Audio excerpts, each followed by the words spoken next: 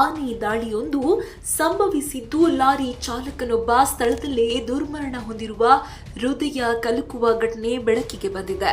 ಈ ಘಟನೆ ನಡೆದಿರುವುದು ಕಿಡಂಗೂರು ಮಹಾವಿಷ್ಣು ದೇವಸ್ಥಾನದ ಬಳಿ. ಉತ್ಸವದ ಪ್ರಯುಕ್ತ ಮತ್ತೊಂದು ದೇವಸ್ಥಾನದಿಂದ ವೈನಾಡ್ ಪಾರ್ಥಸಾರಥಿ ಎಂಬ ಸಾಕಾನೆಯನ್ನು ಸ್ಥಳಕ್ಕೆ ಕರೆತರಲಾಗಿತ್ತು. ಸಾಮಾನ್ಯವಾಗಿ ಶಾಂತ ಸ್ವಭಾವದಂತೆ ಕಾಣುತ್ತಿದ್ದ ಆನೆ ಕ್ಷಣಾರ್ಧದಲ್ಲಿ ರೌದ್ರ ರೂಪ ತಾಳಿದ ಪರಿಣಾಮ ಈ ದುರಂತ ಸಂಭವಿಸಿದೆ.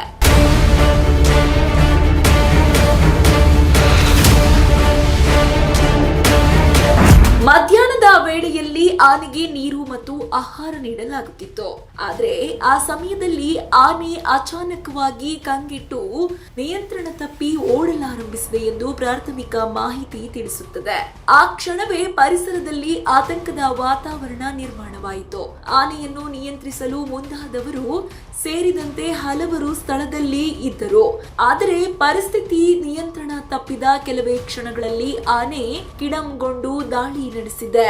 ಈ ವೇಳೆ ಲಾರಿ ಚಾಲಕ ವಿಷ್ಣು ಎಂಬುವವರ ಮೇಲೆ ಆನೆ ನೇರವಾಗಿ ಎರಗಿ ದಾಳಿ ಮಾಡಿದೆ. ವಿಷ್ಣು ಅವರನ್ನ ನೆಲಕ್ಕೆ ಕೆಡವಿ ತುಳಿದ ಪರಿಣಾಮ ಅವರು ಗಂಭೀರವಾಗಿ ಗಾಯಗೊಂಡು ಸ್ಥಳದಲ್ಲೇ ಮೃತಪಟ್ಟಿದ್ದಾರೆ ಎಂದು ತಿಳಿದು ಬಂದಿದೆ. ಮೃತರನ್ನು ಕೊಲ್ಲಂ ಮೂಲದ ವ್ಯಕ್ತಿ ಎಂದು ಗುರುತಿಸಲಾಗಿದೆ.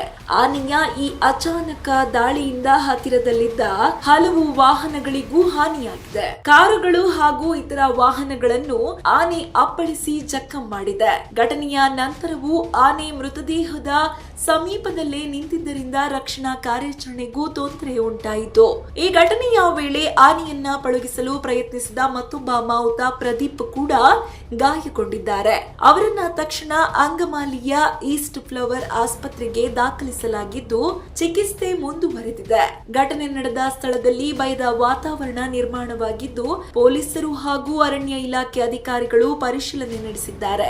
ಆನೆ ದಾಳಿಯ ನಿಖರ ಕಾರಣ ಏನು ಎಂಬುದರ ಕುರಿತು ತನಿಖೆ ನಡೆಯುತ್ತಿದೆ. ಉತ್ಸವದ ಸಂತೋಷದ ನಡುವೆ ನಡೆದ ಈ ದುರಂತ ಸ್ಥಳೀಯರನ್ನು ಆಘಾತಕ್ಕೆ ಒಳಪಡಿಸಿದೆ. ಸಾಕಾನೆಗಳ ನಿರ್ವಹಣೆ ಮತ್ತು ಉತ್ಸವಗಳನ್ನ ಅವುಗಳ ಸುರಕ್ಷತೆ ಕುರಿತು ಮತ್ತೆ ಪ್ರಶ್ನೆಗಳು ಎದ್ದಿವೆ. ಒಟ್ಟಾರೆ ಕ್ಷಣಾರ್ಧದಲ್ಲಿ ನಡೆದ ಈ ಆನೆ ದಾಳಿ ಒಂದು ಜೀವವನ್ನ ಕಳೆದುಕೊಳ್ಳುವಂತೆ ಮಾಡಿದೆ. ಹಲವು ಮಂದಿಗೆ ಗಾಯವನ್ನ ಉಂಟು ಮಾಡಿದೆ. ದೊಡ್ಡ ದುರಂತವಾಗಿ ಪರಿಣಮಿಸಿದೆ.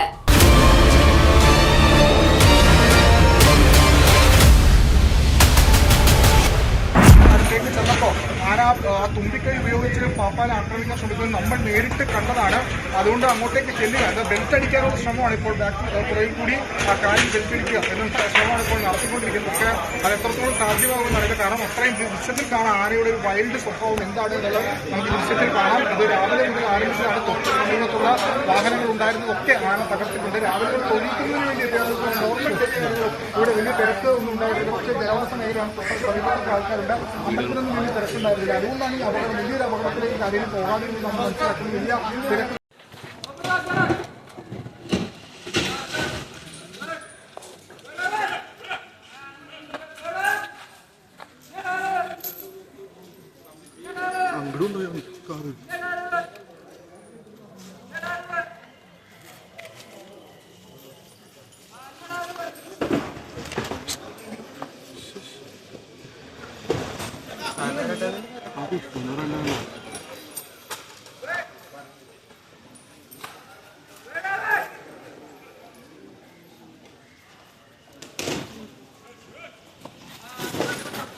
ടോട്ടൽ ലോസ് ആണോ ഇത് പിടിച്ചു?